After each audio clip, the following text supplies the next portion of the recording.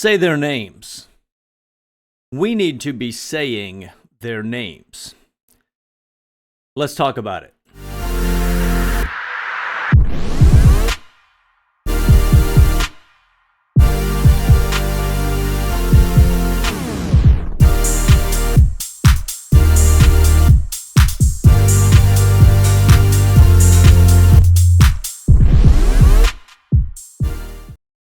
All right, guys, shalom, shalom. Welcome back. Going to be a short video here, I think, unless I get rolling.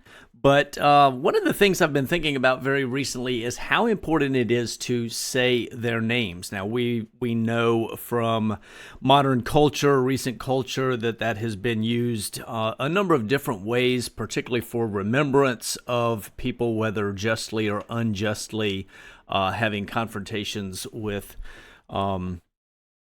police. Not going there, not interested in going there. What I want to talk about, though, is that the point that is made by the group that say their names is valid. And within our movement, within understanding Scripture properly, and specifically what it says with regards to headship, patriarchy, marriage, and as you see on this channel often, polygyny, and the fact that it is entirely biblical, there's nothing anywhere ever in Scripture contrary to it, it's very important that we learn and use the names of the wives of the patriarchs and of wives that are significant elsewhere in Scripture. Scripture uses the names. Scripture gives us those, is very intentional in making sure that we know who the names are. Now, we know other places in Scripture where intentionally names are removed or names are blotted out. As an example, Deuteronomy chapter 25, around verse 10, it speaks of the man who is unwilling to take his brother's widow and raise up a seed to his brother, that man is to be... His name is basically to be forgotten. It's not to be remembered. Now, it doesn't say that his name is blotted out, but it does say that he's to be remembered as the one whose sandal was loosened, right? Because he would not do his duty in Israel. If we go to the book of Ruth and you look at it, we have the story, we have the name of Ruth, we have Naomi, we have Boaz, and then the nearer kinsman redeemer, we're never given his name. Chapter 4, it says simply the kinsman, and then it says, a certain one. It says it never says his name. We're not told what his name is. His name is forgotten in Israel. And we see many places in Scripture where not saying the name or leaving the name, making the name go away, has to do with dishonor. But the name has to do with honor. Now, there's a whole different conversation we could have with regards to whether or not we say the name of the Most High. I use Yahweh. There are other names that are used, but there are a whole bunch of people that would say, oh, no, we don't say the name. And yet, Scripture over and over says when you don't say the name, it's dishonoring the name. So that's an entirely different conversation, but I'll give you a brain teaser, something to think about there, right? We should use the name. It's right. He who calls on the name of Yahweh will be saved, right? It doesn't say calls on the name of the Lord. It's there. The name is given to us, and we're told to use it, only use it properly. But back to the topic at hand. Say the name. Do we know the names of the wives of the men who performed well in Israel? Fairly common for you to hear me talk about Bilhah and Zilpah as the concubines of Rachel and Leah, respectively.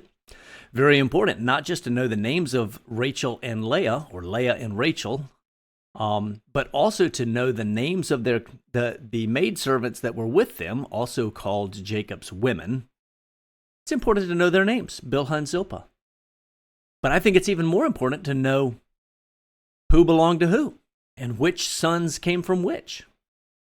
Gad and Asher from Zilpah, right? It's important to know that. Dan and put myself on the spot there with the other there for Bilhah or for Rachel, Bilhah's offspring, right?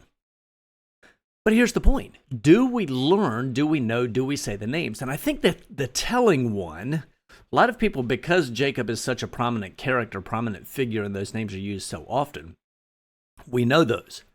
But David is where a lot of people go and they say, oh no, 2 Samuel 12:8, I would have given you more wives. Well, do you know the names of the wives that he had? Do you? Can you name them, right? It's important to say their names, and I think particularly when you're dealing with detractors. I had a video here recently, and somebody was talking about Zilpah in the context of, talking about Zipporah in the context of polygyny, Moshe and his wives and the Cushite woman, and they couldn't remember even Zipporah's name, right? And yet, Scripture tells us we need to know these things, right? But do you know the names of David's women, right? So, very quickly, Michal was the first one. Michal was the first one, Saul's daughter that never bore any children. And then the next one that we're introduced to in Scripture in 1 Samuel chapter 25 is Abigail. But at the end of the passage, it introduces us to Ahinoam, and with Ahinoam, it seems to hint that Ahinoam actually was married to David prior to Abigail. And then after that, we have Eglah and Haggith and Maacah and Abital, and then later Bathsheba, right? Or Bathshua, right? So Michal, Ahinoam, Abigail, Eglah, Maacah, Haggith, and Abital. But where do we find those? Because they're listed for us in Scripture. We're given very specific information with those, and it is important with the lineage for the sons and where the sons came from. So let me flip this over here real quick and introduce you to, or remind you of, you've probably seen this at one point or another. So often we see genealogies and our brain just kind of goes, I'm going to sleep, right? Actually, genealogies, there's a lot of very rich information in genealogies once you learn how to mine it for that information. Different topic for a different day. But I want to introduce you to this passage right here, 1 Chronicles chapter 3, verses 1 through about 5 or 6. These were the sons of David, who was born to him in Hebron, or who were born to him in Hebron. The first was Amnon by Ahinoam the Jezreelitess. The second was Daniel by Abigail the Carmelitess. The third, Avshalom, the son of Maacah, the daughter of Talmai, king of Geshur. The fourth was Adonijah, son of Haggith. The fifth was Shephatiah by Abital. The sixth was Ithraim by his wife Eglah. 6 were born to him in Hebron, and there he reigned 7 years and 6 months. And in Jerusalem, Yerushalayim, he reigned 33 years. These were born to him in Yerushalayim: Shimei, Shobab, Natan, and Shlomo. 4 by Bathshua, or also Bathsheba, or Bathsheba, the daughter of Amiel. And Ibhar, Elishama, Eliphet, Nogad, so on and so forth. It lists more sons of David, besides the sons of the concubines and Tamar, their sister. But here's the point. Do we say their names? Do we remember? Do we call to mind? Do we speak well of Ahinoam and of Abigail and of Maacah and of Haggith and of Abital, or Avital, and of Eglah? The point is, we need to say their names. We need to bring honor to the house of David. We need to bring honor to the women that were part of his house.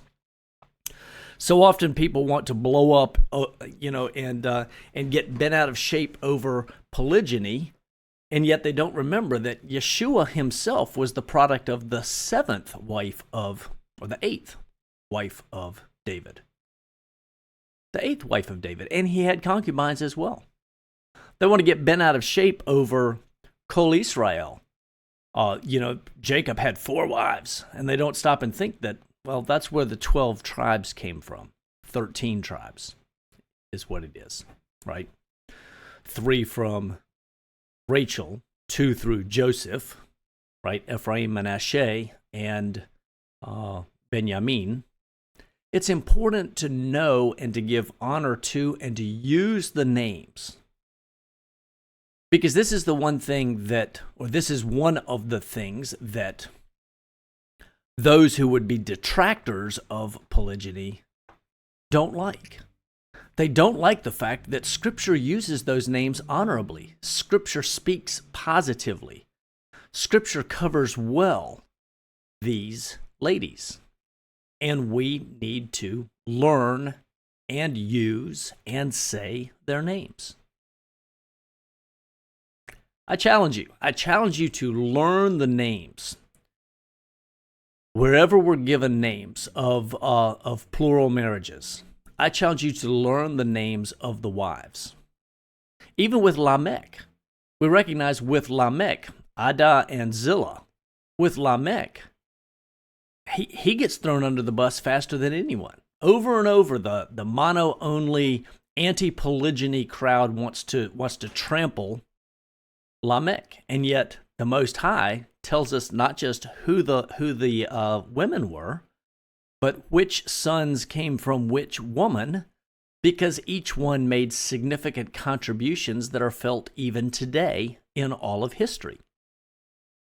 In fact, coming out of Lamech's lineage, how is it that he's the father of all who dwell in tents, when later on we're told that Shem is one who dwells in tents? Well, that must mean that Lamech's son, by that lineage, produced a daughter that wound up married to Shem. Ever thought about it? There you go. Very interesting. There are some other clues in there that indicate not only that Lamech was a righteous man. You can go see Pastor Don Milton's videos on that. I have linked those in my videos before, and I'll do something here again just to make sure that you've got them. Check the notes below